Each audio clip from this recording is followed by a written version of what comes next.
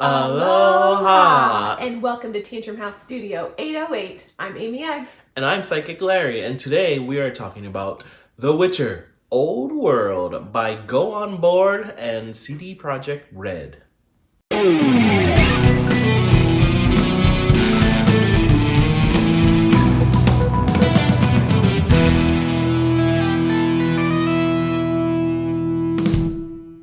The Witcher Old World is a competitive adventure game for 1 to 5 players.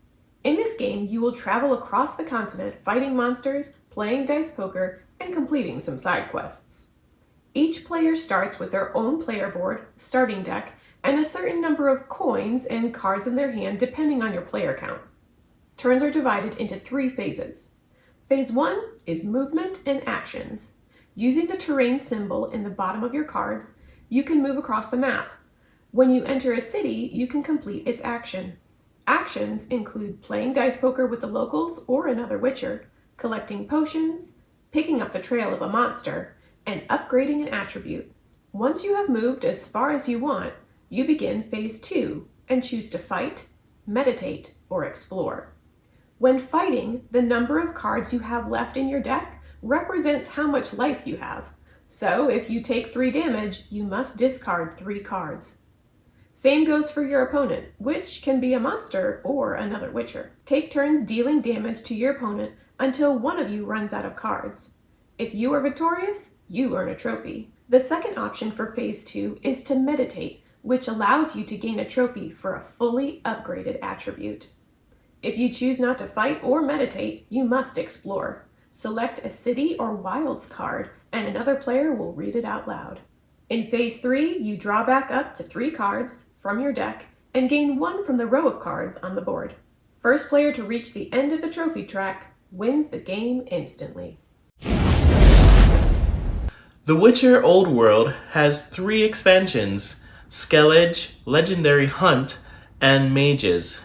We had an opportunity to look at Skellige and Legendary Hunt. In Skellige, you're adding another piece to the main board, which has some islands on there. It also includes a new monster, and you have to travel there by boats. So you can't just walk on over there. Obviously. In Legendary Hunt, you have new monsters. These are bigger bosses than the normal bosses. In the normal game, you have tier 1, 2, or 3 monsters that get progressively harder. These are legendary monsters, and they also have the ability to walk around on the board. What? Yeah, they move all over. As far as how it looks and how it compares to the video game or the TV show, I thought it did a good job of incorporating that kind of theme. It gave you the feel of being a Witcher out in the wild, hunting these wild beasts. Or even fighting other Witchers if you needed to. Yes. One thing that I really liked that they incorporated was the dice poker. It was just a completely, seemingly random action that you could take. But if you're familiar with the world of The Witcher, it's a common thing that they would do. And I love that they added that to it. I liked the fact that you could combo cards when you were fighting. It was super exciting when you got a huge combo done. When you were at the beginning of the game, it was very hard to combo cards because you had only a few cards. And the way you comboed cards was by connecting color cards with the tabs that were on previous cards. So you would play a card, and then the next card would have to match the tab on the previous card, and so you would match that, and then if this card has a tab, then you can add another card of the same color, and if that one has a tab, you can add another one. So you could make some huge combos as you were fighting these monsters, and it was super fun to kind of change your deck and kind of add to cards that you knew that you would be able to combo when you were fighting. It guided how you were acquiring cards as well. You didn't want to just take a card that gave you a lot of damage if it gave you no combo opportunity. You may take a different one that is not as powerful, but it had a lot more comboing power that you could add on more cards. Yeah, I also like the quest cards. I was gonna say that. Oh, That was okay. gonna be mine. They were super exciting, and they kind of like told you more of the story. Yeah, it tied you back into that theme every turn. At the end of your turn, you're deciding one of three actions, but one of them is explore. So you draw this card, and your opponent reads it to you, so you can't see the scenario or the decision results. So they're basically going to give you this scenario, and you decide: or do you want to save the guy, or do you want to walk away, for example? And you make that decision, and then they read the results of your action. Like, oh, you charge in to save the guy, and he ends up being a prince who was cursed, and he gives you this much money, and all of this other stuff. So it reminded me of Gloomhaven and Frosthaven. Those games also have these cards, and I love those. Just this little, they're like mini games inside of the big game. Okay, so this is not anything big, but it was confusing that all the coins had the same value, even though some of them were bronze and some of them were silver and some of them were gold. At the beginning, we were like, how much is this worth and how much? And we were just taking bronze coins for being one coin, when in reality, they all had the same value. So, I don't know. It's a little thing, but I'm like, it was weird. Just keep them all the same. If they're all the same value, just make them all look the same. The one thing that I dislike or wish there was more of was a difference in the fighting style. So, like in the video game, or if you watch the TV show, the Witchers are able to either fight a lot with their swords and have a lot of physical attacks, or they're fighting with magic and with their signs and with all that kind of things.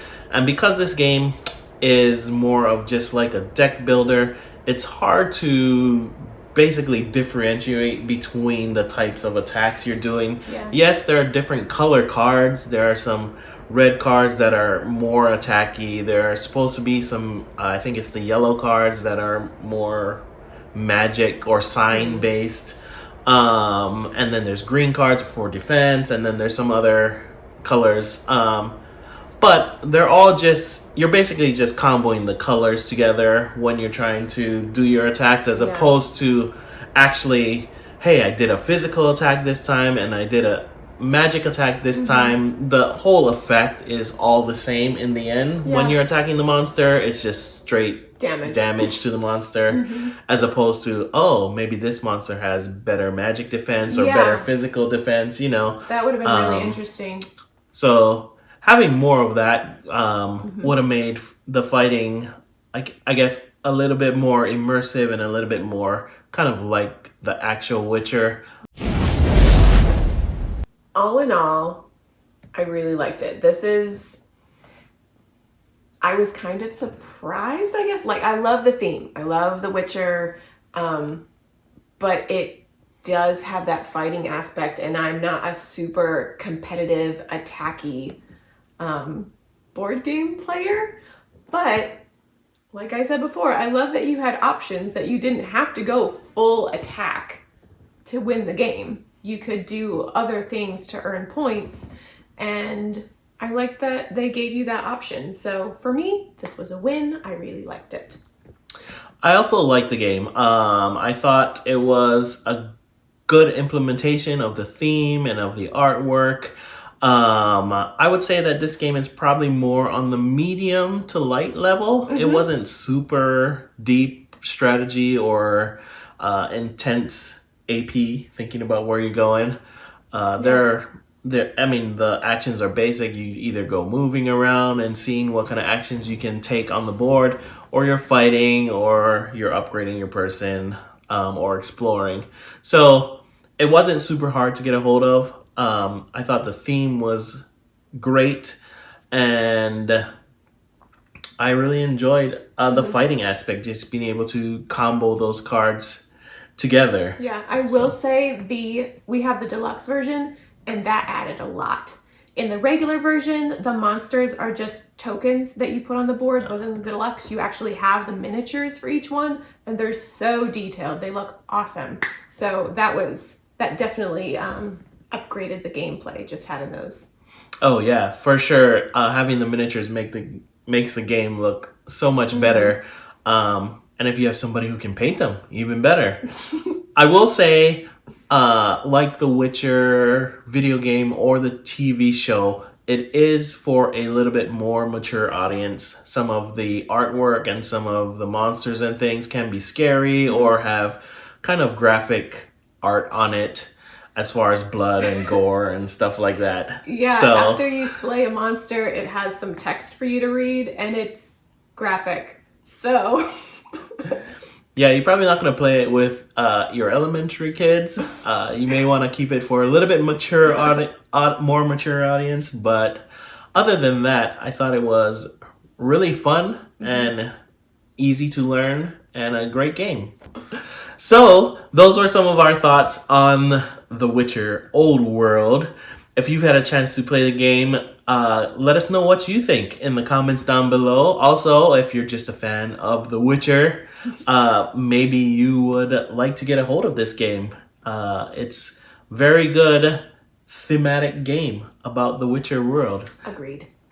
Make sure you guys like and subscribe to the Tantrum House channel, and we'll see you next time. Aloha!